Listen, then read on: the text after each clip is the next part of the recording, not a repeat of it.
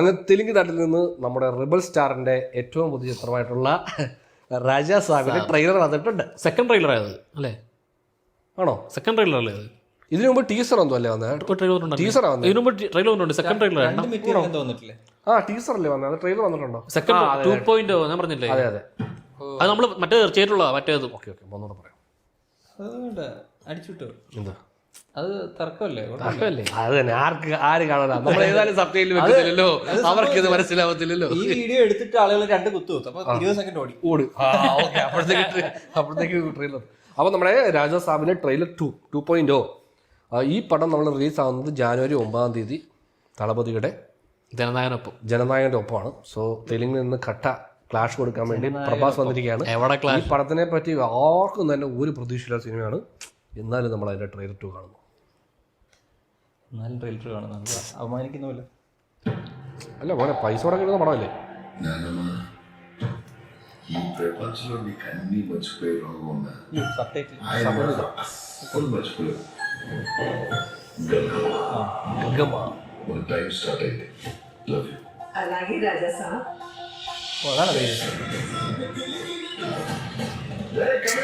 പേരല്ല അത്, രാജാ സാബ് മറ്റേ ഇതല്ലേ അധികാരം. నేను చాలా మిస్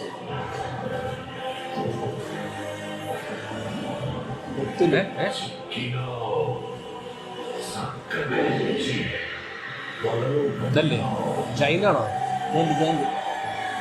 അത് കൊള്ളാല്ലേ? VFX ആ സാധനം കൊള്ളാം, വലിയ തെറ്റില്ലല്ലോ.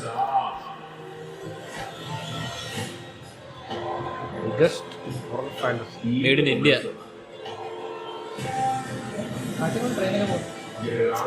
ഫാന്റസി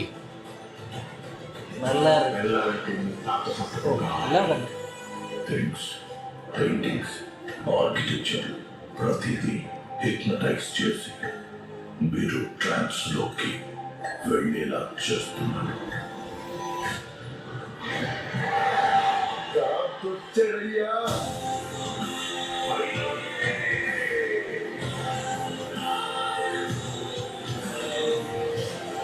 മമ്മിയിലെ ഷോട്ടല്ലേ? എന്തൊക്കെയോ ഉണ്ട് കേട്ടോ. చేతిలో పీకుంటాడు, దాన్ని టార్గెట్ చేస్తాడు. సాధారణ గంగమ్మ, గంగాదేవి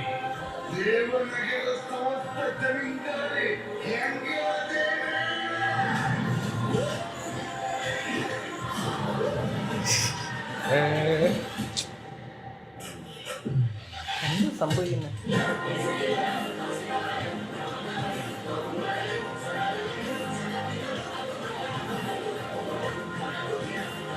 ഗെയിം ഓഫ് ത്രോൺസിൽ ഒരു ഷോട്ടൊക്കെ ഉണ്ടല്ലോ.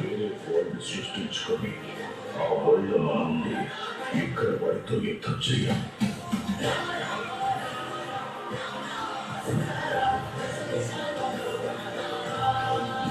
അത് ക്ലൈമാക്സ് ആയിരിക്കും അല്ല? Sequence, giant sequence. അല്ലെങ്കിൽ സ്വപ്നമൊന്നുമല്ല.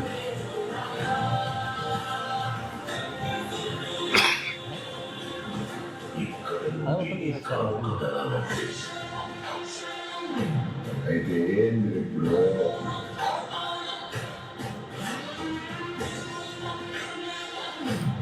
Joker. into his trance. Joker.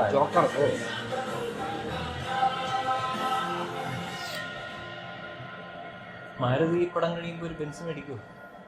അജാത് ട്രെയിലറായിരുന്നു. Trailer കണ്ട് ഞാൻ കരഞ്ഞു പോയി. ഹാരി പോട്ടർ എന്താ അവിടെ നടന്നതെന്ന് എനിക്ക് മനസ്സിലായില്ല. കുറേ സംഭവം നടക്കുന്നുണ്ട്. അല്ല, വേറെ കുറെ സിനിമകളുടെ ഒരു ഡെറിവേഷൻ ഫീൽ ചെയ്തു.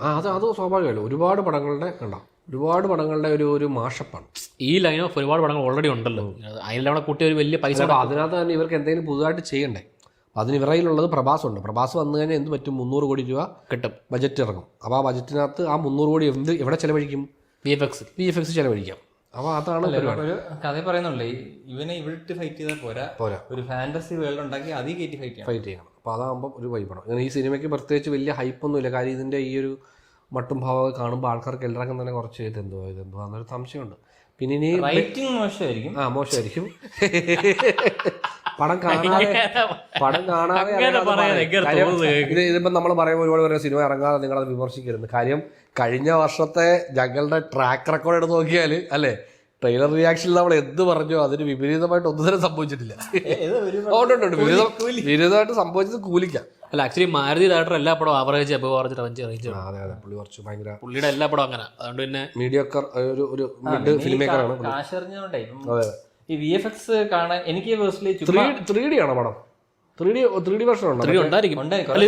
പിള്ളേരെ കുറച്ച് ആകർഷിച്ചാണ് ഈ സാധനം.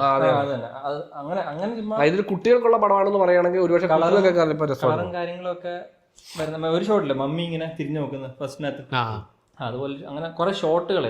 എനിക്ക് ആ ജൈന്റിന്റെ VFX എനിക്ക് കുറച്ചുകൂടെ പണിയെടുത്തിട്ടുണ്ടെന്ന് തോന്നുന്നു. അതിങ്ങനെ കുറെ സാധനങ്ങളിട്ട് എഫക്ട് മറച്ചിട്ടുണ്ട്.